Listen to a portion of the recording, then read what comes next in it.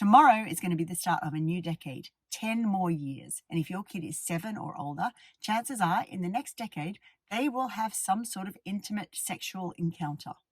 And welcome back to Sitting in a Car. This is Sarah, and here I am sitting in a car for another week to help you raise your confident and caring young person to respect themselves and the people around them. How old is your kid going to get in the next decade? Probably into their 20s, maybe into their late teens. You are going to need to learn to talk about sensitive things, and that's what this episode is about today. I don't know if you can see, but I am sitting here recording sitting in a car, and it feels a little bit wrong. I don't feel very ready, and I'll show you why. Look at this eye. See that? I have a red eye, and it's not painful. Well, a little bit painful, but I've gone to the doctor. I've got my medicine. It's all under control. But here's the thing. Would I choose to sit in a car and do an episode that is going to go out into the internet so everyone can see me in my imperfect state? I wouldn't choose that. No, I wouldn't. But I have a commitment to myself to show up every week on Sitting in a Car for my own benefit, because it helps me build my business. It helps people learn who I am, but also for your benefit, because some of you tell me, write to me, or come up to me when you meet me in the world, and you tell me how important sitting in a car is for you. And thank you for that. So here I am. Now, here's how this red eye thing relates to what your situation is like. If you have a kid who is 7 or older, chances are in the next decade, because remember, we're at the beginning of the next decade. You're seeing this New Year's Eve, right? Tomorrow is going to be the start of a new decade, 10 more years. And if your kid is 7 or older, chances are in the next decade, they will have some sort of intimate sexual encounter. And if they don't have an intimate sexual encounter, they will need to communicate or learn to communicate with the people around them the fact that they don't want to have an intimate sexual encounter. Any sort of communication to do with our intimate sexual selves can be hard work. We can really need to push out the boat in terms of standing up for what we need, communicating that in a calm and confident way that people around us will be able to hear. So, how are you going to show up for your kid in the next decade? Here's the thing about my eye and how it relates to you. You may feel imperfect. You may feel like you have a big red eye on you. You may feel like your awkwardness is holding you back. You may feel that because of the experiences you had as a child, that you are not able to start having conversations with your kid that shows them that you are up for this sort of conversation, that you are up for them coming to you with sensitive or unpleasant or really difficult problems that they're facing in their life. You may feel completely unprepared, just as I feel now, completely unprepared to do sitting in a car with my big red googly eye. Here's the thing though, it is possible to start to do something a little bit difficult, even if we're not completely ready. So by sitting here in a car talking to you today, it's not damaging my eye in any way. It's maybe knocking my pride a little bit because I'm showing you that I'm an imperfect person, but it's okay. I can deal with that.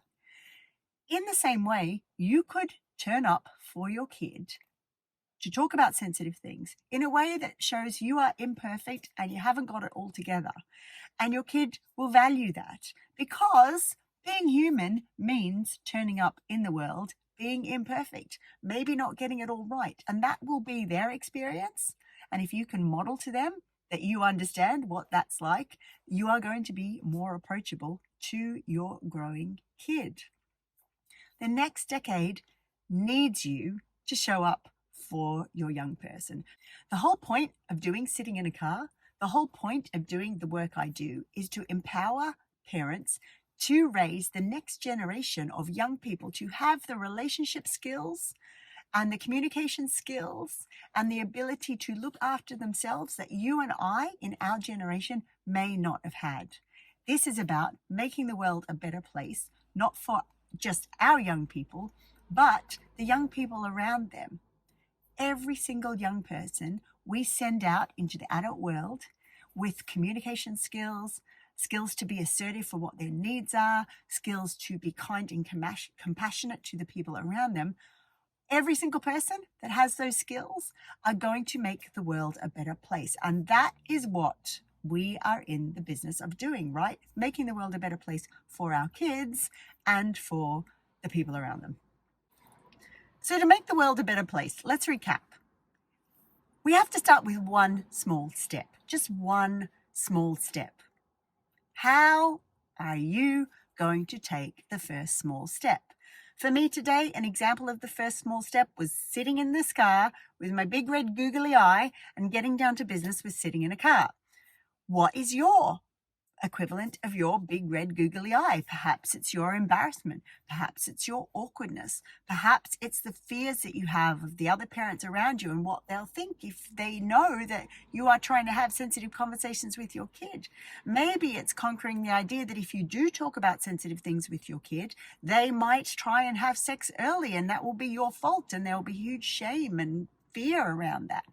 We all have one idea or one thought in our head or one belief or one part of us that is holding us back from taking the first step to create comfortable conversations with our young people and our children about things like sex, bodies, relationship, babies, boobs, puberty, all the things. This year, I am creating something so exciting and something new. I haven't done this before, but stay tuned to Sitting in a Car, because you may discover that the teaching that I'm creating for you could be your first step. It could be, and it also might not be. Maybe your first step is going to be continue to watch Sitting in a Car every week for the next year. Maybe your first step is finding a friend or a therapist or a family member you can trust to talk about your awkwardness around these sensitive topics. I don't know what your first step is, and each person's first step is going to be different. Your first step is not the same as my first step, but there will be one small thing that you can do as this new year unfolds, as this new decade unfolds, that is going to move you one step closer to a more comfortable, connected conversation with your young person that is going to enable them to have the skills and relationship abilities to create safe, warm, healthy, supportive relationships for themselves in the future. And that's Sitting in a Car for another week, where I've helped you think of one thing that is going to help you raise a confident and caring young person who respects themselves and the people around them. Bye for now.